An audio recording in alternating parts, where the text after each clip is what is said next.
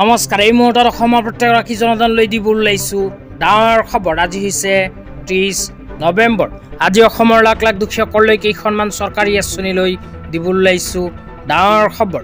তো যিসকল মানুহে ভিডিঅ'টোত ক্লিক কৰিছে অনুগ্ৰহ কৰি ভিডিঅ'টো স্কিপ নকৰি প্ৰথমৰ পৰা শেষলৈ চাই থাকিব, কিয়নো এইটো ভিডিঅ'ৰ মাজত অৰুণোদয় আঁচনিৰ পৰা আৰম্ভ কৰি প্ৰেৰণা আঁচনিলৈ কেইখনমান গুৰুত্বপূৰ্ণ খবৰ আপোনালোকক প্ৰদান কৰিম। অনুগ্ৰহ কৰি ভিডিঅ'টোত ক্লিক কৰিছে যদি ভিডিঅ'টো স্কিপ নকৰি প্ৰথমৰ পৰা শেষলৈ চাই থাকিব। লগতে মোৰ চেনেলত নতুন হ'লে প্লিজ চেনেলটো ছাবস্ক্ৰাইব কৰি মোৰ লগত থাকিব।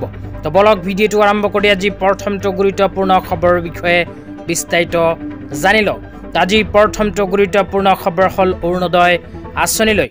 তো যিসকল মহিলাই অৰুণোদয় আঁচনিত আবেদন কৰিছিল সেইসকল মহিলাৰ বেংক একাউণ্টত অসম চৰকাৰে ইতিমধ্যে প্ৰদান কৰা আৰম্ভ কৰিছে অৰুণোদয় আঁচনিৰ 1250কৈ টকা। তো যিসকল মহিলাৰ নাম অৰুণোদয় আঁচনিত অন্তৰ্ভুক্ত হৈ আছে সেইসকল মহিলাই অহা 10 ডিচেম্বৰ তাৰিখে আকৌ নতুনকৈ 1250কৈ টকা লাভ কৰিব। কিন্তু এইবোৰ মানুহে যদি অৰুণোদয় আঁচনিত আবেদন কৰিছিল তেন্তে অৰুণোদয় আঁচনি টকা নাপাব। কোনবোৰ মানুহে নাপাব আপোনালোকক জনাই দিছোঁ, অনুগ্ৰহ কৰি চাই থাকিব। তো ইয়াৰ পিছত আৰু এখন গুৰুত্বপূৰ্ণ খবৰ আপোনালোকক প্ৰদান কৰিম। তো আপোনালোকে মোবাইল স্ক্ৰীনত চাব পাৰিছে মাই স্কিম পৰ্টেলৰ ফালৰ পৰা এনেকৈ এখন আপডেট প্ৰদান কৰিছে। তো ইয়াতে কি কোৱা হৈছে কোনবোৰ মানুহে নাপাব আপোনালোকক জনাই দিছোঁ। 1 নম্বৰত কোৱা হৈছে MP, MLA, CM, EM, ex-MP, ex-MLA, ex-CM, ex-EMৰ পৰিয়ালেও নাপাব অৰুণোদয় আঁচনিৰ 1250কৈ টকা।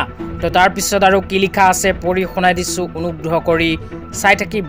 তাৰপিছত 2 নম্বৰত লিখা আছে পঞ্চায়তী ৰাজ প্ৰতিষ্ঠান, নগৰীয় স্থানীয় সংস্থা আৰু স্বায়ত্তশাসিত পৰিষদ VCDC আদিৰ বৰ্তমান সদস্য বা সদস্যৰ পৰিয়াল।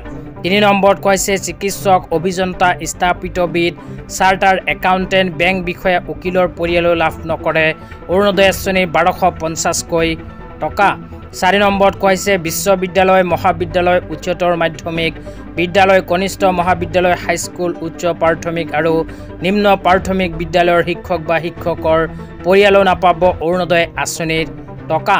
তাৰপিছত 5 নম্বৰত কি কোৱা হৈছে পঢ়ি শুনাই দি আছোঁ, অনুগ্ৰহ কৰি চাই থাকিব। তাৰপিছত 5 নম্বৰত কৈছে যিকোনো চৰকাৰী নিয়মীয়া কৰ্মচাৰী বা পেঞ্চনাৰসকলেও নাপাব অৰুণোদয় আঁচনিৰ 1250কৈ টকা। তাৰপিছত 6 নম্বৰত কৈছে চৰকাৰী ঠিকাদাৰ, যোগানিকাৰ, ৰিয়েল ইষ্টেট, বিল্ডাৰ, উদ্যোগপতি, আয়কৰ আদায় দিয়া বাণিজ্যিক অনুজ্ঞাপত্ৰধাৰীসকলেও অৰুণোদয় আঁচনি 1250কৈ টকা পোৱাৰ বাবে যোগ্য নহয়। 7 নম্বৰত কৈছে ব্যৱসায়, উদ্যোগী, দোকানী, আয়কৰ আদায় দিয়া ব্যৱসায়ীসকলেও অৰুণোদয় আঁচনি টকা পোৱাৰ যোগ্য নহয়। তাৰপিছত কৈছে মটৰ চালিত 4চকীয়া বাহন হোৱা মালিক।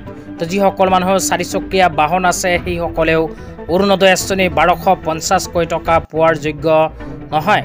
আৰু 10 নম্বৰত কৈছে অৰুণোদয় আঁচনিৰ নিচিনা আৰু কোনো আঁচনিৰ টকা যদি অসম চৰকাৰৰ ফালৰ পৰা আগতীয়াকৈ লাভ কৰি আছে সেই ক্ষেত্ৰতো সেইবোৰ মানুহে নাপাব অৰুণোদয় আঁচনিৰ 1250কৈ টকা।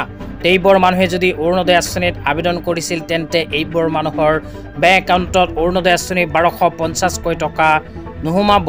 তো কেইখনমান যোগ্যতা থকা সকলেহে কেৱল মাত্ৰ অৰুণোদয় আঁচনিৰ টকা লাভ কৰিব।